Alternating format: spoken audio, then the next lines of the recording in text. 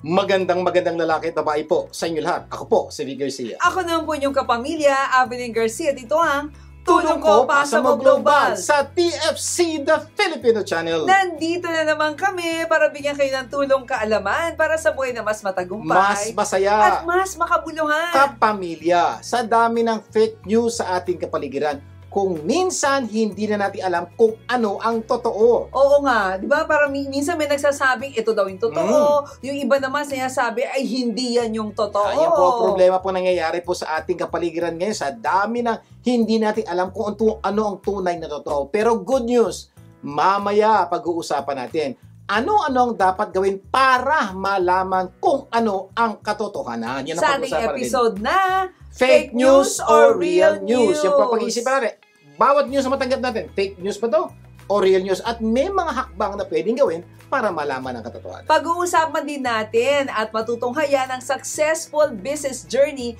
ni May Gonzalez sa segment na Kung Kaya Niya, Kaya Mo Rin. At matutunghayan din po natin ang sagot ni Amabel De Leon sa tanong na, what are the problems you experience that helps you discover your strengths and talents? At syempre sa tulong inspirasyon, abangan si Joey Marcelo, CEO of Santay Barley sa kanyang topic na How to Deal with Negative People and Negative Issues. Puno-puno po tayo. Dahil po natin pag-usapan. Pero meron pa, there's more. Sa usapang real estate, abangan naman po si Rod Suerte Felipe o pag-uusapan niya on how to sell your house quickly, now na. Yan. Oo, pero bago mga yan, simulan muna natin ating programa ng Tulong Pampagana dahil ang paniniwala natin, one idea can change your life. At para ganahan tayo, ano gagawin natin? We should always endeavor to bloom wherever we are. Makakasama natin ang Vice President ng Banura Home Health and EdSen Solutions,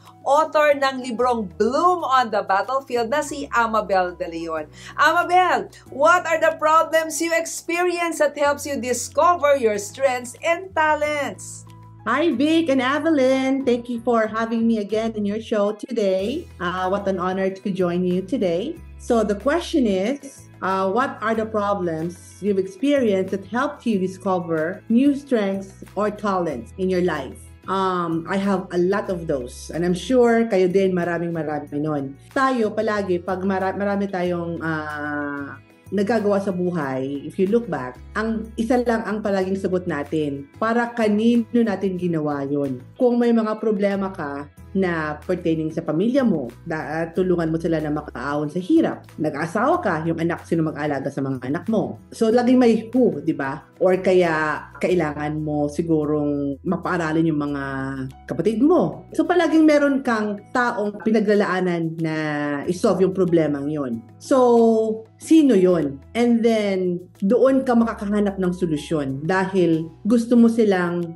matulungan through you. So, for example, ako na pumunta sa Amerika, mahirap. Kung ako lang, sarili ko lang, I would have stayed in the Philippines. Kasi pwede naman sa Philippines. I believe that I could be able to make it there on my own kung wala akong inaalaga ang ibang tao. Pero pag iniisip ko na that I have to take care of my other brothers, my parents at that time when they were alive, I have to think beyond myself, beyond the comfort of what I was doing at that moment, beyond the comfort of my environment. So I have to think bigger than that. So nag-decide ako pumunta ng Amerika. You know, when we got here, it's not always easy to be in a different country.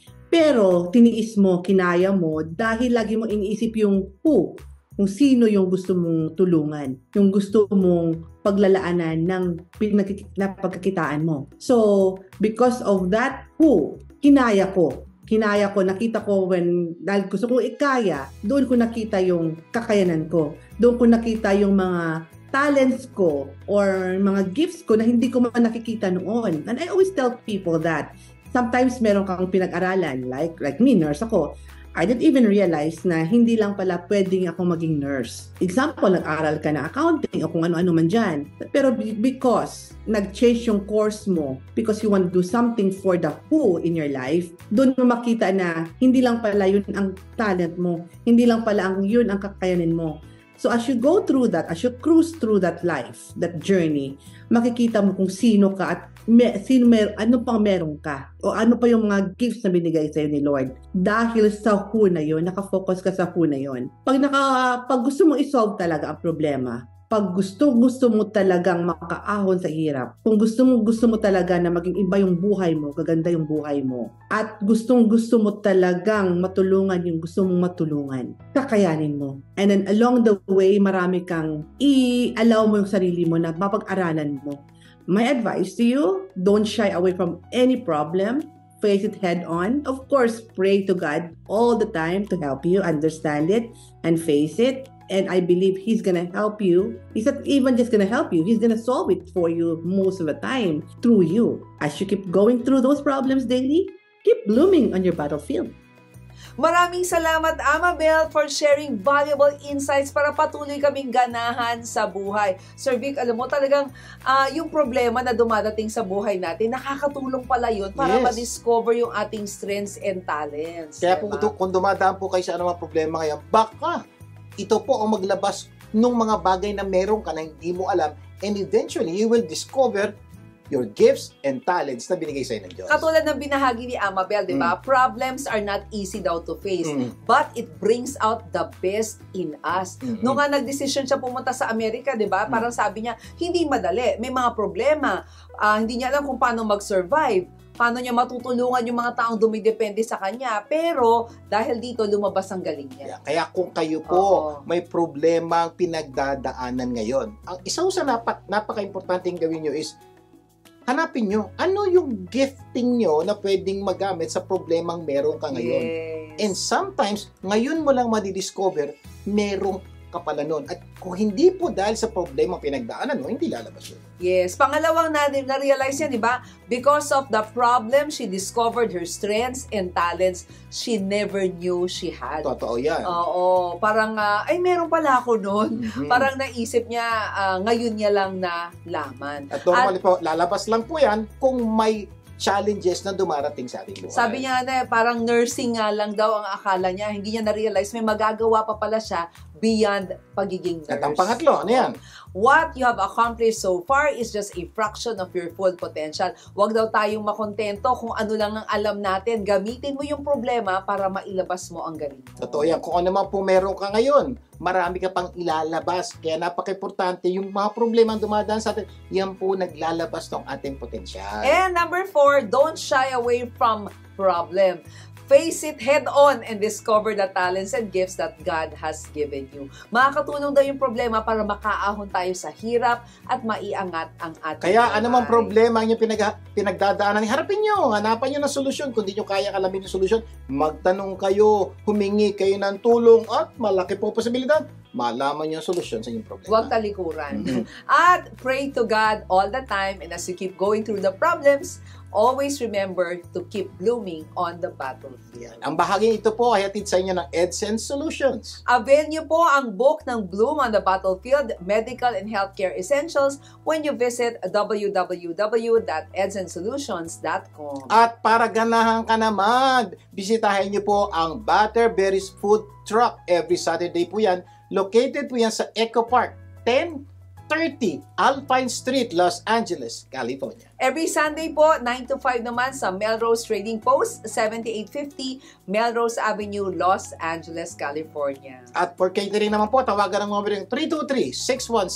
323-610-9005 at 323-244-9784. Magbabalik pa ang tulong ko, pasa mo global. Huwag bibitiw. Tulong ko, pasa mo, gaganda ang mundo.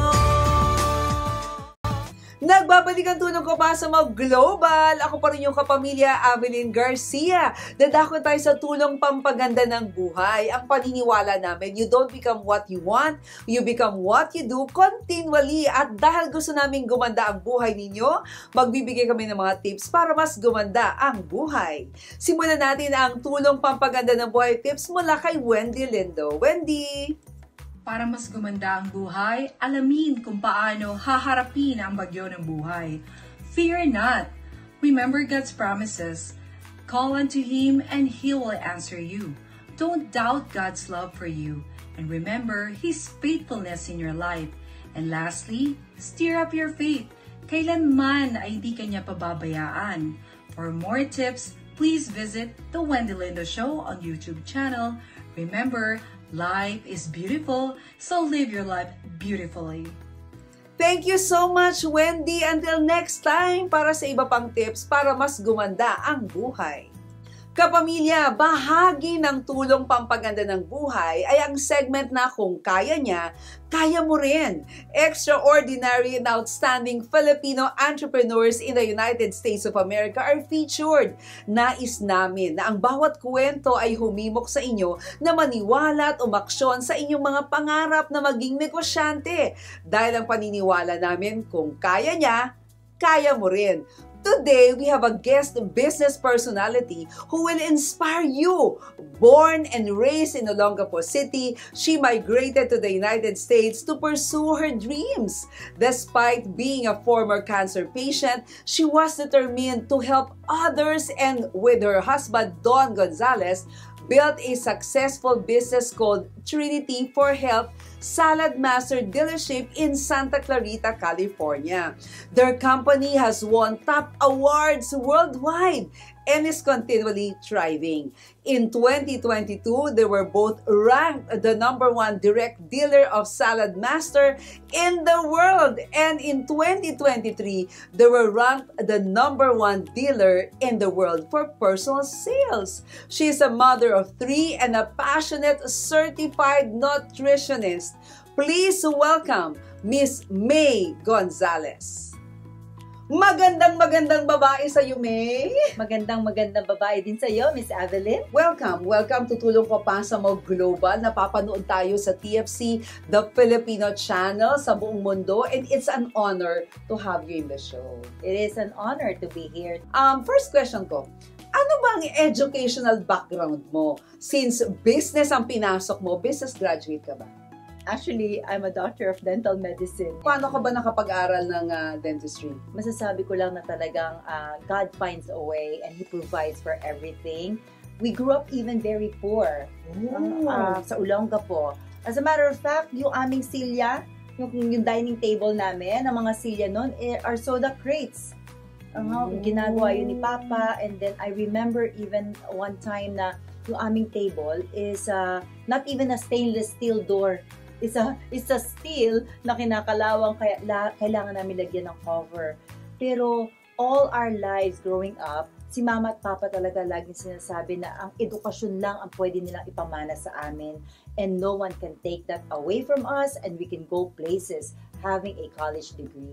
Paano ka naman napunta dito sa Amerika? So, 2003, nandito na si Mama at Papa. Si Mama talaga gusto niya lahat kami makarating dito. And I was overage already. So, ang nangyari, naghanap po siya ng employer na pwedeng magbigay sa akin ng petition. So, what was your initial work? Yung una mong naging trabaho before entering business? Nagpapasalamat naman ako kasi ang una kong naging trabaho is dental office also. So, hinire ako thinking that, okay, I'll be employed first as an assistant, eventually get my license. And then, nung andun na ako, nalaman ko na lang na ako na rin ang front desk, ang cleaner ng office, tagagawa ng coffee niya, at tagatakbo na rin ng lunch niya. All around. Very humbling. Paano ka naging negosyante, no? At saan ito nagsimula? What pushed you to be in business, or who pushed you to be in business? Masasabi ko bang aksidente? Pero sabi nila wala aksidente sa mundo, di ba? So, yung pinsan ko actually asked me to see a healthy cooking show. Sabi ko talaga sa kanya una, hindi ako bibili kung ano man yan. Tutulungan lang kita. Kasi gusto niya daw manalo na itong gift. You know what? Like when they got there and when they did the presentation, ako na ang nagpapasalamat that she asked me to see the show. And I realized many things na akala ko tama na ito lang yung kinakain natin.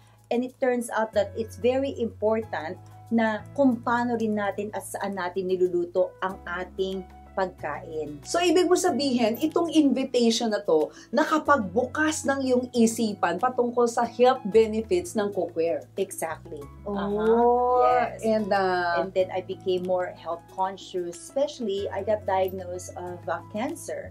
anong and- cancer ito? It's called thymus cancer and it's stage 3 type B. Pero sinabi ko agad sa asawa ko that I don't want to do chemo or radiation. So basically, this everything came at the right timing talaga. I realized that it is not just the food that we eat that is important, but how we prepare it. At dahil dito, ano nangyari? So, nangyari, after I got healed from cancer on May of 2016, ako ang nag-email sa Salad Master. Oh! So, ako po ang recruiter ng aking sarili to be in the business. So, ibig sabihin, nobody recruited you to be in the business. Ikaw ang nag-initiate. Exactly. And then the thing is, pagka-email ko that day, automatically someone emailed me back. I felt very important from this company na mayroong sense of urgency. And this couple mentored me in doing the Salad Master business in the right way. That's why I decided to become a certified nutritionist, first from Health Coach Institute of America, and then also from Food Save Me Institute. Ano naman ang mga challenges na dinanas mo nung nagsisimula ka as a cooking coach ng Salad Master? At ano ang nagawa nitong mga challenges sa'yo? Alam mo, rejection. Naranasan mo na ba yan? Oo naman, masakit yun ha. Akala ko ako lang. Oo. Yeah, rejection, especially even from my own family or relatives. Paanong rejection? Na ayaw man lang nila akong bigyan ng opportunity. And at one point, someone even questioned why I'm a dentist and nagbibenta lang daw ako ng kaldero. Not knowing that the reason why I asked them to see the show is because I want them to live a healthier life. And if there are health issues in the family, probably together we can help each other to become healthier in the generations to come. Pero sabi ko nga na I would not stop because if I stop, then I will find my gold mine, my diamond, and I know that for every no, I will get to my next yes. Ilang taong ka naging cooking coach bago ka nagtayo nitong Trinity for Health Salad Master Dealership in Santa Clarita, California? 5 taon po akong nagtintay, nagpursige at nagtiyaga. Oh, and what motivated you to go to a higher level? 'Di ba? Cooking coach ka na, kumikita ka na, 'di ba? Medyo award-winning cooking coach ka na. Pero bakit kailangan pang tumaas, no? Went to a higher level, which is having your own Salad Master Dealership in Santa Clarita. I feel na dito ko mapapakita kung ano yung natutunan kong leadership skills from my mentors. And then second, of course, if it's my own dealership, I can implement things that I feel that's fitting to my beliefs. So I know that my own dealership can be faith-based too, even if we're selling Salad Master. And the third thing is, ang pinaka-importante siguro is to see and also educate and see people thrive and grow through my mentoring. Anong tawag mo sa opisina ninyo?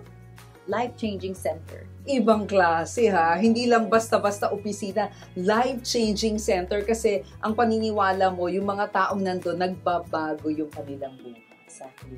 Ang galing. Ano naman ang pinakamalaking problema na hinarap mo nung naging Salad Master business dealer ka na? So, building a team.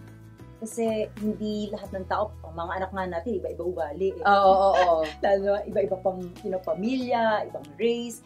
And but it's I don't consider it as a struggle, but something that a challenge that can even prove that I am a great creation of my God. Ibang klase. And of course, bagamat may mga challenges ang pagpapatayo ng negosyo, di ba may mga advantages naman ang pagkakaroon ng sariling negosyo. Pwede mo bang i-share sa mga nanonood sa atin para ma-encourage naman sila na kung kaya mo, kaya rin nila? Number 1, you have your own time. Kung ayaw kong pumasok sa opisina ko, hindi ko naman pwedeng i-fire ang sarili ko. Yeah. Sinabihan ko rin ang asawa ko that he cannot fire me. He's my CEO. Number 2, ability to help others. Nakakatuwa na I could not even imagine na kami mag-asawa ay nakakapag-employ ng mga tao ngayon. Including our own children. They are helping us in the business. and then also incentives. Salad Master actually gives a lot of great incentives. Ano mga example? Nakapunta na po kami sa maraming countries and different places with our kids for free. And then last year, my husband and I were able to go to Serengeti, Africa for free.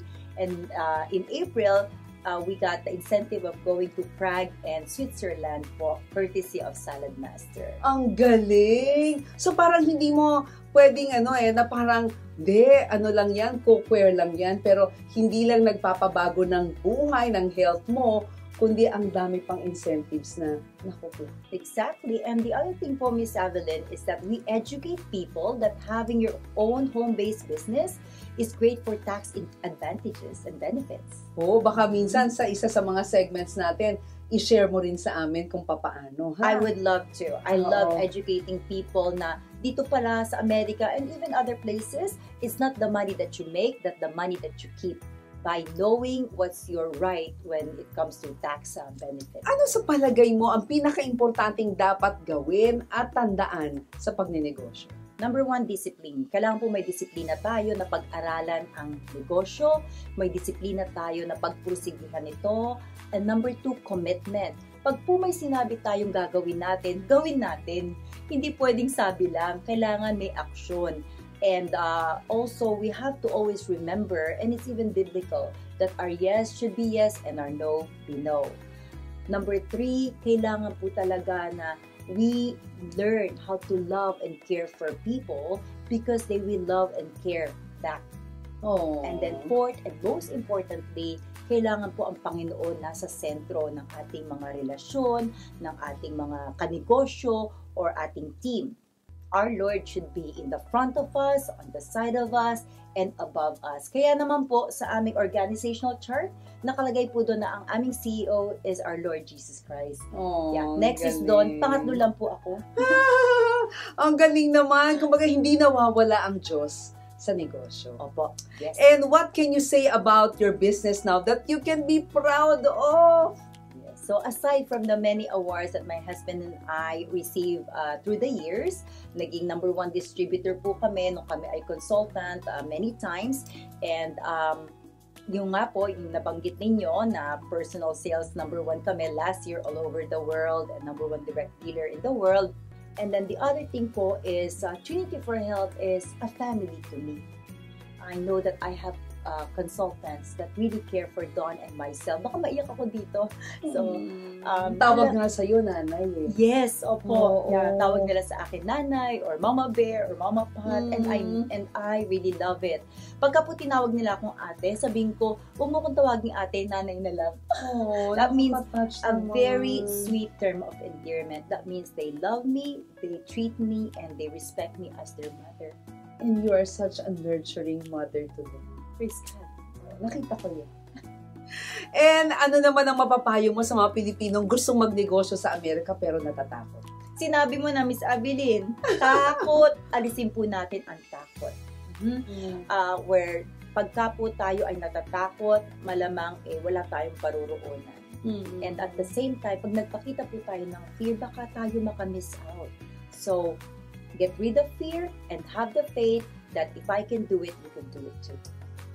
Any last words sa ating mga viewers? I just want to say that let's always be happy, healthy, and blessed. And remember, we are all in a tribe. Ano yung tribe?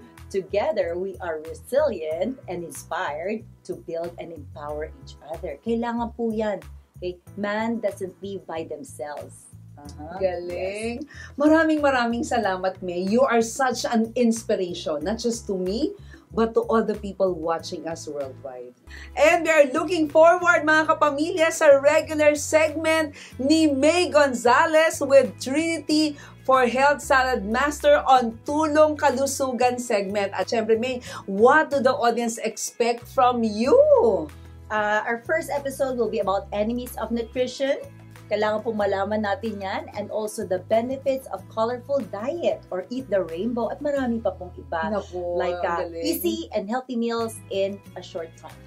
Galing! Nako, excited na ako to hear from you again. At syempre mga kapamilya, nadinig nyo ang successful, happy and significant business life of our featured business owner na si May Gonzalez. Laging tandaan ha, kung kaya ni May, kaya nyo rin. Layunin ng segment na ito na tulungan at ma-encourage ang bawat Pilipinong gustong magnegosyo dito sa Estados Unidos. Sana ang bawat kwento ay tunay na magpaganda ng iyong buhay. At kung na-inspire ka kay May, huwag niyong hayaang huminto sa inyo, ipasa mo naman sa iba. Sana marami kayong natutunan sa ating pinag-usapan at mamaya sa tulong dagdag kaalaman, pag-uusapan natin ano-ano ang mga dapat gawin para malaman kung ano ang katotohanan. Magbabalik pa ang tulong ko, pasa mo global. Huwag bibitiw. Tulong ko, pasa mo. Gaganda ang mundo.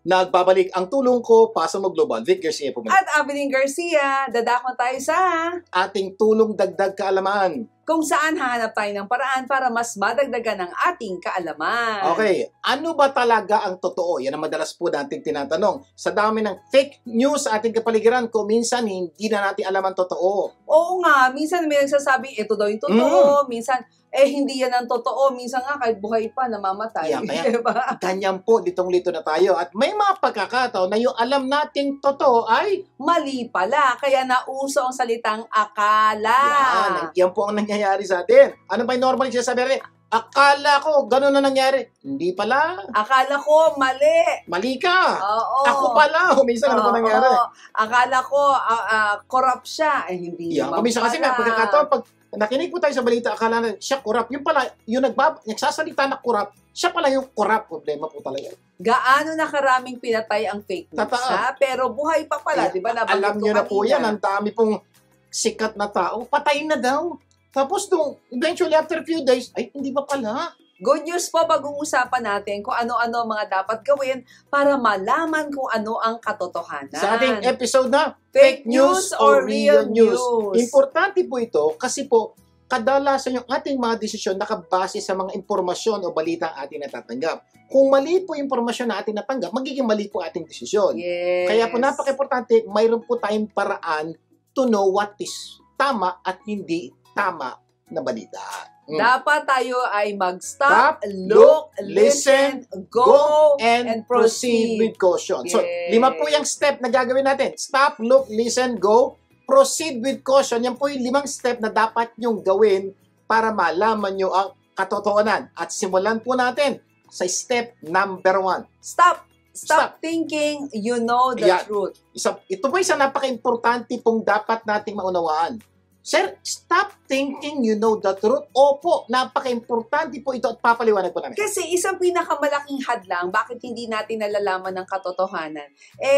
Kapag sa palagay natin, alam na natin. Yan. For example, Luda, Oo. may alam ka, may sinasabi kasama mo.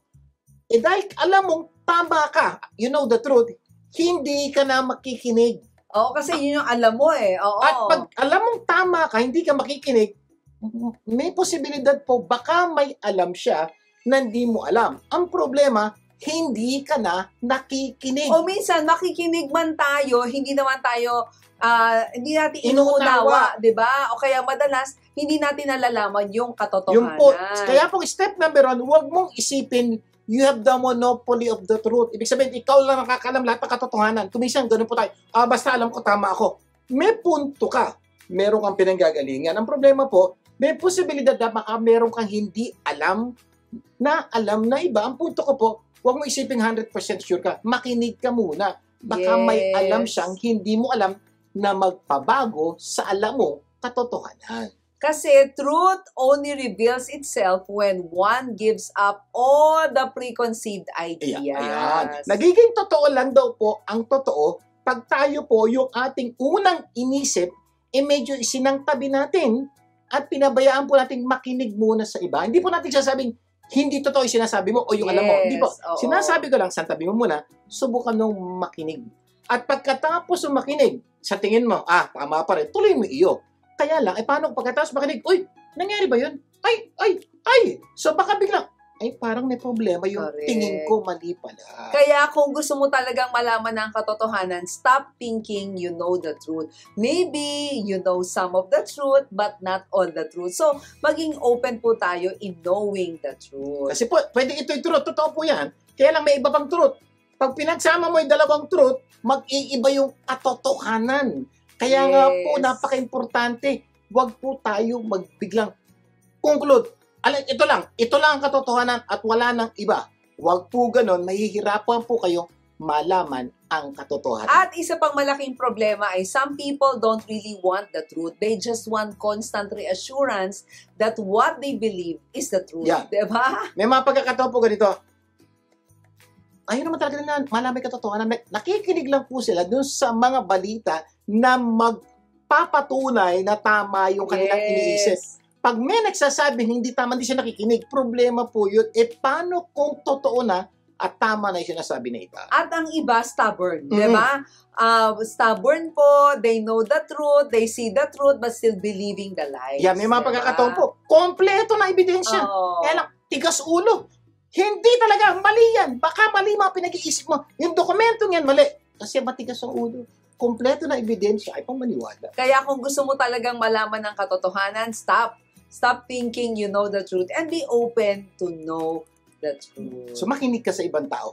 Pagkatapos, kung tama ka pa rin, tuloy mo yan. Okay, bago tayo mag-break, magbibigidaan muna tayo sa tulong inspirasyon mula sa President and CEO of Santay Barley na si Joey Marcelo. Joey! Para sa tulong inspirasyon, anong pakiramdam mo whenever nakakadinig ka ng hindi magandang balita or mga negative issues sa paligid mo?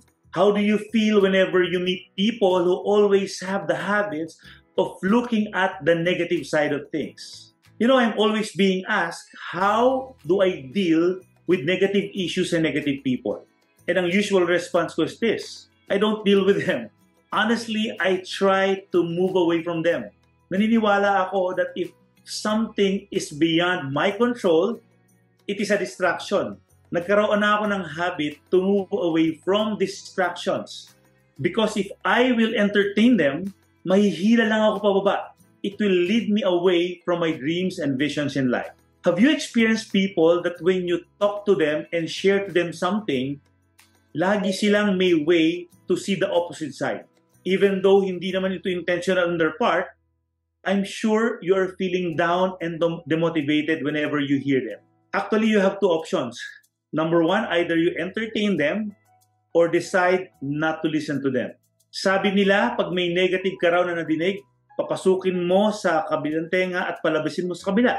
Honestly, hindi ako naniniwala ron. Because ang challenge nun is this: pag pumasok yan sa kaliwang tenga mo, bago lumabas sa kanan yan, pinrasis na ng mind mo yan. And chances are, it will affect you.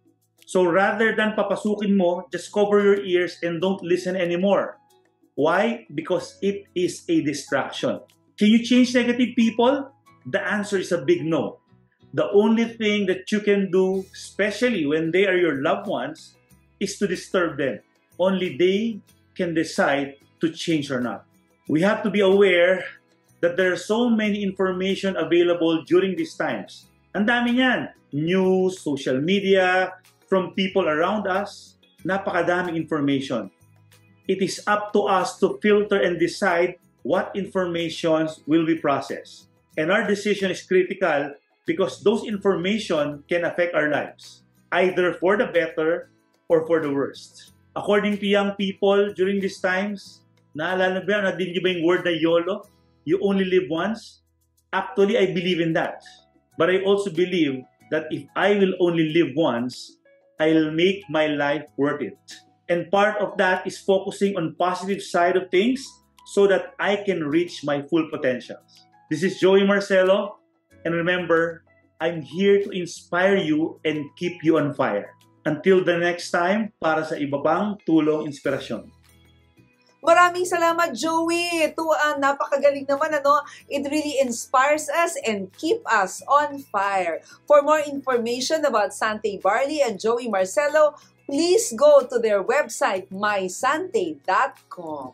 At sa aming pagbabalik, itutuloy pa po natin ating kwentuhan. Magbabalik pa ang tulong ko para sa mag-global. Wag bibitin. Tulong ko, asa mo, gaganda ang mundo. Nagbabalik ang tulong ko para sa mag-global. Vic Garcia po. At Amelie Garcia, bago tayo magpatuloy sa ating topic, magbibigidaan muna tayo sa usapang real estate mula kay Rod Suerte Felipe. Rod! Magandang babae, magandang lalaki sa inyo, Vic and Avelin. Para sa usapang real estate, pag-uusapan natin ngayon ang tanong, how to sell your home quickly? Gusto mo bang mabenta na mabilis ang bahay mo? Tandaan ang mga tips na ito. Number 1, set the right price. Research the market and set a competitive price for your home. Huwag masyadong mataas dahil maaaring ma-discourage ang mga potential home buyers mo. Huwag naman sobrang baba, baka kasi maging suspisyoso yung mga potential buyer mo. 2, improve the exterior of your home. Tandaan, first impression matters to your home buyers. Number 3, stage your home, arrange furniture, and decor in a way that highlights the best features of your home. Number 4, emphasize the unique features of your home, katulad ng renovated kitchen, renovated toilet, bath or spacious backyard, including solar kung meron kang solar. Number 5, prepare professional photographs and detailed descriptions to attract more potential buyers. And number 6, attend to any minor repairs. Before listing your home, paayos mo na mga minor na sira ng bahay mo bago mag-showing or mag-viewing sa property mo. And number 7, be flexible with showing time to accommodate buyers. Mas maraming makakakita ng bahay mo, more chances of or faster sale. And number 8, work with an experienced and knowledgeable real estate agent to guide you through the selling process. Provide valuable advice and help attract qualified buyers. Diyan ko kayo matutulungan. Ako po si Rod Suerte Felipe. Text or call me at 310-689-9781 or 747-214-7474 or mag-email sa mydreamhouse777@gmail.com. Until next time, para sa iba pang usapang real estate. Maraming salamat po.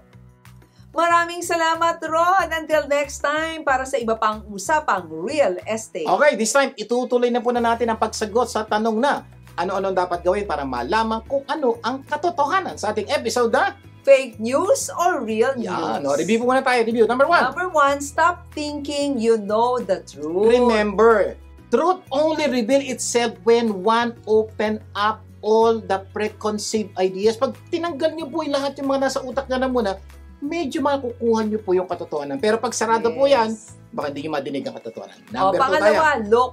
Look. Yan. Look for organizations or people that you can trust. Yan. Makinig po, maganda po ito. Maghanap ka ng mga organisasyon, ng mga taong pwede mong pagkatiwalaan. Sila yung mga kilala mong tapat at may integridad.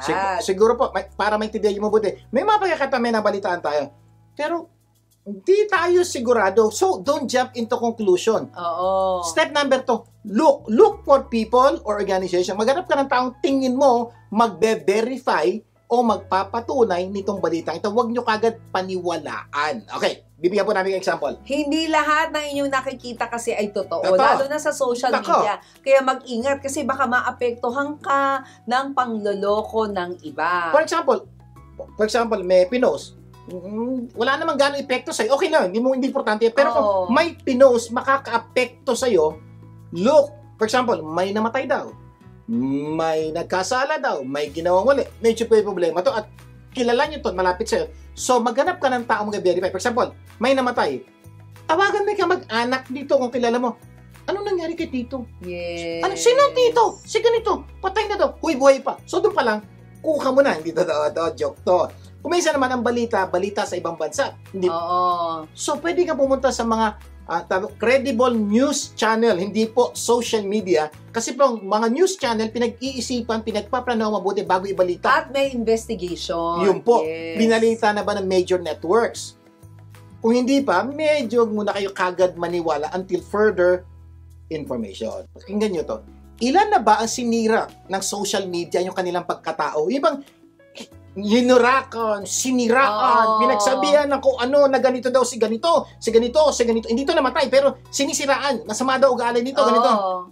Pero nung imbestigahan mo, magtanong ka, hindi naman pala totoo. Wala. Pinost lang ng isang taong galit, hindi naman pala totoo. Ingat po kayo dyan. Kaya mag-ingat, lalong-lalo na kapag may nalaman kayong balita. Lalo na kung ito ay masamang balita. Totoo yan. At isang magandang paraan ay i-check nyo muna sa pinagkakatiwalaan ninyong network, Yan. diba? Or source. So, napaka-importante po nun, ha? Next, bago maniwala sa anuman, at lalong bago i-share sa iba, makinig po kayo mabuti. Look muna. Look for people who will verify. Kung nakita niyo po sa Facebook at hindi ka sigurado, please don't share. Because the moment you share an information na nakapost, nandito to, kasama ka na sa chismis. Oo, Kasi- kasama na sa pagpapakalat ng Kasi fake pinagkakatiwalaan ka ng kaibigan mo. Oo. Ikaw nag-post. Oy, malamang totoo yan. Ang problema ikaw, kasama kinuha yung news. Delikado yan. Kaya think before you click. Hindi lahat ng juicy na information ay dapat i-share or shareable. Ingat yan. Oo. Kung sa palagay mo, yes. may mga taong nagkakalat na hindi totoo at sigurado ka meron kang impormasyon, instead of sharing, i-block mo. Kasi Oo nga, alam mo na palang tama. chismosa. I-block mo na para hindi mo na. Kasi baka one time may pumasok, ma-share mo. Di kawawa mo. Kasama ka sa chismis. At iwasan mong makipag-usap sa kanila or i-block mo na lang yan sa social media. Totoo yan. Number 3. So, stop. Look. Listen na Oh, tayo. listen na tayo. Listen only to people with integrity. Makinig ka lamang sa mga taong pinagkakatiwalaan mo at alam mong hindi sinungaling. Totoo po yan. Diba? Kasi po may mga taong alam nyo na mahilig magkalat ng masamang balita o pangit na balita. Hindi totoong balita. At even po, may mga social media channel or Facebook or YouTube channel na medyo alam mo nang sumasabit sa balita. Pero ingat ka na rin talaga pong meron dapat kayong credible information source bago nyo ikalat o paniwalaan. Yes, yung taong alam mong hindi ka ipapahamak. Sabi pa ng isang kasabihan, di ba? Ang maniwala sa sabi-sabi ay walang bait sa kanyang sarili. So, huwag ka maniwala sabi-sabi, ha? Oo, may isa pa nga Ito, ako maganda nabasa di ba? Na ito yung kanyang sinabi, kung hindi mo alam ang tunay na kwento, chismis ang tawag Yan. dito. So, kung meron pong kwento, hindi mo alam yung tunay na kwento, huwag mo na ikukwento. Kasi pag kinuwento mo yun, chismoso at chismosa ka. Oo, at ang problema ng ibang tao, hindi naman alam ang totoo, pero kinakalat sa maraming tao. Nako. At ito pa masama, dinadagdagan pa ang interpretasyon patungkol sa isang tao. Tama ba yun? Mali yun. So, please stop niyo po yun. Yes. Kaya sana tayo ay matuto na makinig lamang sa tamang tao para hindi tayo maloko. Mamaya po, itutuloy pa po natin ang ating kwentuhan. Magbabalik pa ang tulong ko. Pasa mo global. Huwag bibitiw. Tulong ko pasa mo, gaganda ang mundo. Nagbabalik ang tulong ko para sa mga Global. Vic Garcia po muli. At Abilene Garcia. Okay, this time, tutuloy na natin ang ating pagsagot sa tanong na ano-anong dapat gawin para malaman ang katotohanan sa ating episode na Fake news or real news? O review, number 1. Stop thinking you know the truth. Number 2. Look for organizations that you can trust. Number 3. Listen only to people with integrity. Number 4 na tayo.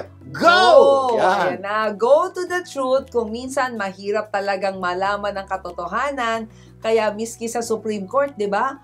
Yung grupo ng matatalinong Matatalino. tao na to, na hindi parading unanimous yung kanilang ruling. Nahahati po Oo, nahahati pa. Kaya napaka-importante po ito, go to the truth. Kuminsan po kasi, tatanong tayo sa kung saan-saan. Kung meron ka namang kakayanan, doon ka na pumunta doon sa taong involved. For example, si Alex ang may problema. Si Alex ang nababalita. Tawagan mo, Alex, totoo ba yung balita? Yun. At least, go to the truth. Siya po yung mapagsasabi sa inyo, malamang, kung ano yung katotohanan. Dahil sa yung katawan niya yon. Go to the source ang ibig sabihin po ng pinag-uusapan natin. Puntahan nyo na yung pinanggalingan. Oo, the truth is not everything we hear. Diba? Most of them are just opinions. Not everything we see are facts. Yes. Diba? Most of them are perspectives. Kasi po kung bisa pa nagkukwento na, pakiramdam niya yun, opinion na yun. Kaya dapat po yung news, kung ano lang yung nangyari. Wala na po yung side comment dito, side comment. Yung po nagpapagulo po ng isang balita. Minsan, pareho naman ang ating nadidinig, pero iba naman yung ating pangunawa. Kaya ingat po. Oo. Minsan, pareho ang ating tinitingnan, pero hindi naman pareho ang ating nakikita. Problema Diba? yan. Oo. At alam nyo po, habang kami nagkakaedad na, nalaman naming marami pala kaming hindi alam. Totoo Diba? yan po. May mga bagay na akala po namin dating totoo, hindi pala. Yes. May mga bagay na akala namin hindi totoo, totoo pala. Medyo, ganun po na-realize namin habang kami tumatanda. Kaya kapag gusto naming malaman ng katotohanan, we go to the truth. We pray to God to guide us towards the truth. Etong sabi ng Diyos, I am the way, the truth, and the life. Totoo po. At the end of the day po, ang tunay lang naman pong tunay na talagang palaging totoo ay ang Diyos. Ako po nagkakamali, si Ma'am Avilene nagkakamali, ang ating even mga news channel natin nagkakamali. Ikaw nagkakamali. Pero hindi lang po nagkakamali ang Diyos. Kaya po talagang kung litong-lito ka na, kung may katotohanan, put your hand together like this, Lord, and ask God, Lord, ano ba talaga yung katotohanan? At tutulungan ka na, Diyos. Ilang beses na ba tayo nagkamali? Di ba marami na? Yung totoo, ang palagay natin ay hindi totoo. Yung hindi totoo, palagay natin ay totoo. Ang tanong, ilang beses ka na bang nagkamali? Kaya pumunta tayo sa hindi kailanman nagkakamali. Ayan Yung po yung sinasabi natin, lapit po tayo sa Diyos, pag litong-lito na tayo at Diyos po ang gagabay sa atin. Kaya kung gusto mong malaman ang totoo, go to the truth. Ask God. At number 5, ito na po. Yes. Proceed with caution. Mula sa araw na ito, proceed with caution. Mag-ingat sa iyong pinakikinggan, tinitingnan at pinag-iisipan. Baka hindi ito ang katotohanan at baka dalhin ka nito sa kapahamakan. Yes, sabi nga ni Rowling the truth, it is a beautiful and terrible things and must therefore be treated with great caution. Yeah, kasi katotohanan po yan. So talagang wag po tayong jump into conclusion kagad. Proceed with caution. Sabi naman ni Benjamin Franklin, caution are the parents of security. Yeah, so ibig sabihin, medyo ingat talaga. Especially before coming up with a conclusion, ingat, make sure meron kang enough na ebidensya to come up with that conclusion. Kaya kung gusto mo talagang malaman ng totoo, stop, look, listen, go, and proceed with caution. So napakaganda pong paalala po sa atin yun para malaman natin ang katotohanan. Okay, naku, sana marami tayong natutunan sa ating mga pinag-usapan. Sabi nga di ba, ang good news ay the truth will still be the truth even if no one believes, and lie is still a lie even if everyone believes. Isa pa, ang katotohanan po ay parang langis sa tubig. Kahit gaano karaming tubig ang ilagay mo, lulutang at lulutang pa rin ang langis dahil yung po ang katotohanan. Ganon din sa buhay, kahit gaano karaming kasinungalingan ang ibuhos mo sa katotohanan, lalabas at lalabas ang katotohanan. So sana po, maintindihan po natin mabuti yan na ganyan po ang paghanap ng katotohanan at para hindi po tayo magkamali. Manalangin tayo. Ang mga nasa langit, maraming po salamat sa pagkapaalala niyo po sa amin na sana po palaging totoo ang aming iniisip, totoo ang aming pinagdidesisyonan. At kuminsan po nahihirapan kaming gawin to, panalangin po namin, Panginoon, tulungan niyo po kaming malaman palagi ang katotohanan. Amen, amen, and amen. Laging tandaan kung ano man ang naitulong sa inyo ng programang ito, ipasa mo naman sa iba. Imbitahin niyo po ang inyong mga kapamilya tumutok sa programang ito sa susunod nating pagsasama. At sama-sama nating pagandahin ang ating buhay. At ng mga mahal natin sa buhay. Ako po yung kapamilya, Big Garcia. Ako naman po si Avilene Garcia. Laging tandaan, sa tulong ko pa sa Mo Global, gaganda ang mundo. Tulong ko, asa mo, gaganda ang mundo.